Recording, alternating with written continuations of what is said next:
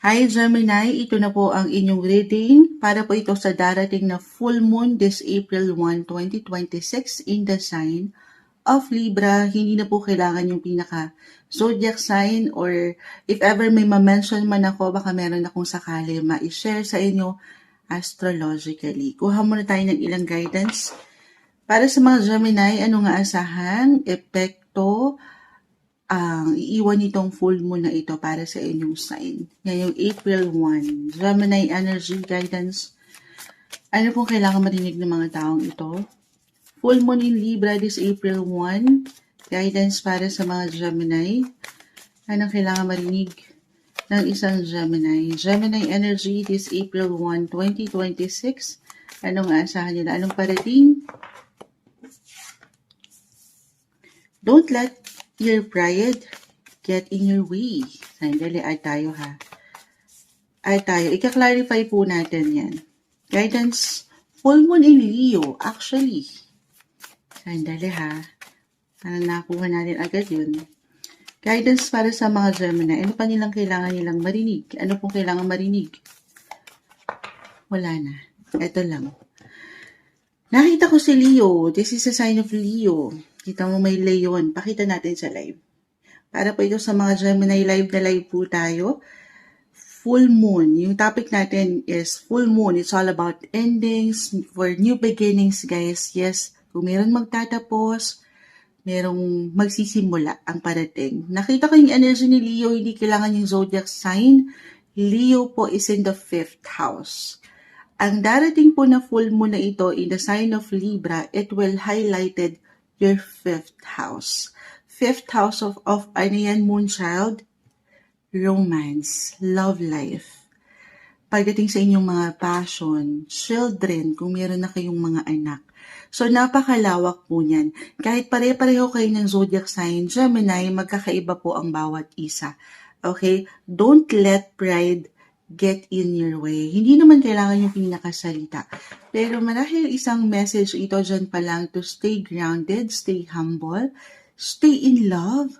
Love will be in the air, Gemini. Hindi nyo pa man yan ma-realize. Kaya lang I feel, kasi andito pa rin tayo, nasa Pisces season. Hindi, Aries season na tayo, pero tama ma. Oo, nasa Aries season na tayo, Moonchild.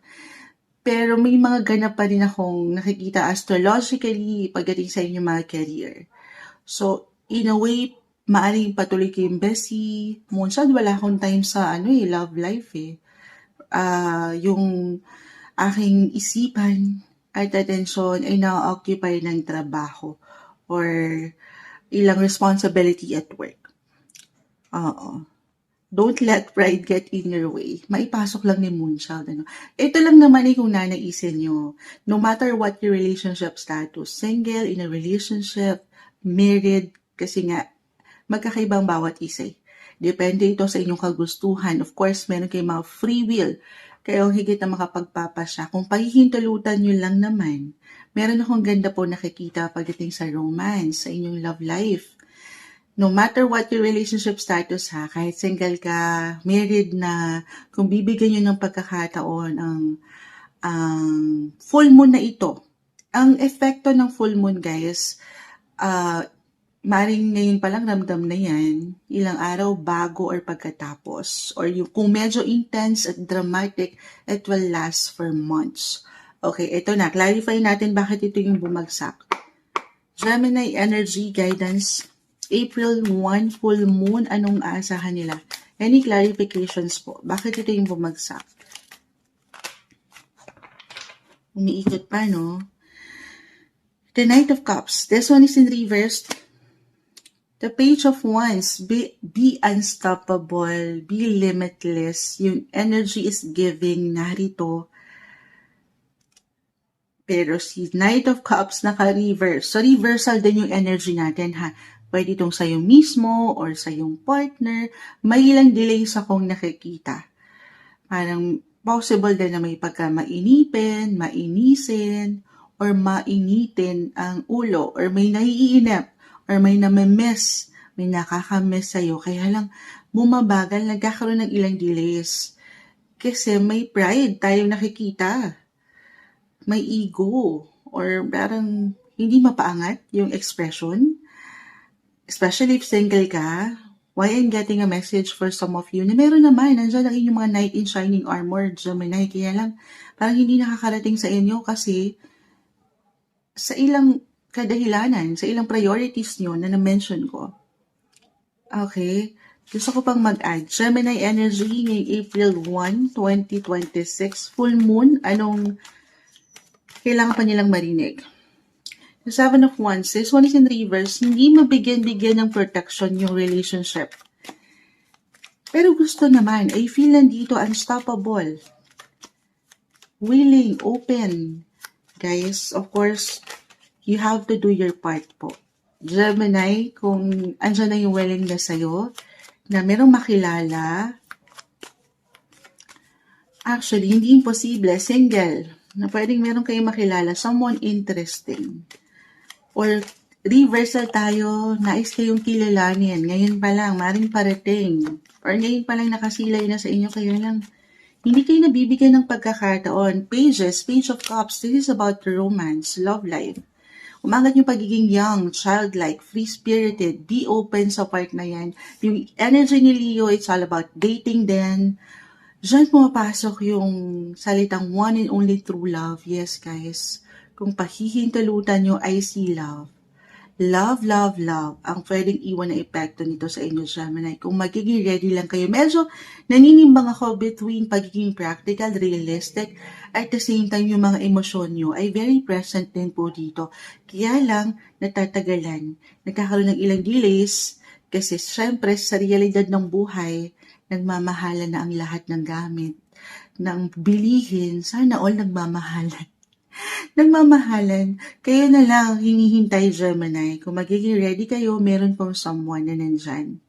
Okay, or merong paraan. Nag-iinit ang inyong mga buhay, pag-ibig. Or kung hindi talaga ito mag-apply sa inyo, sabi ko nga, 5th house is connected sa inyong mga passion, sa inyong mga hilig, kahit sa simpleng hobby lang ito, or mga extracurricular, schooling yan, Moonchild. Yung mga,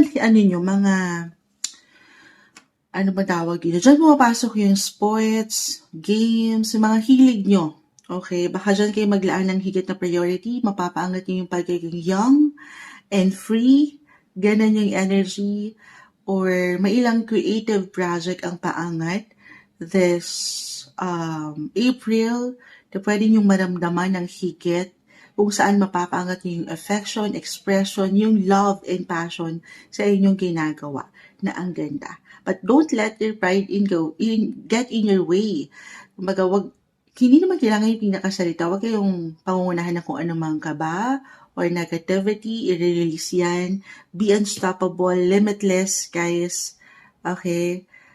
Stay optimistic pagdating sa inyong mga buhay, relasyon, pag-ibig.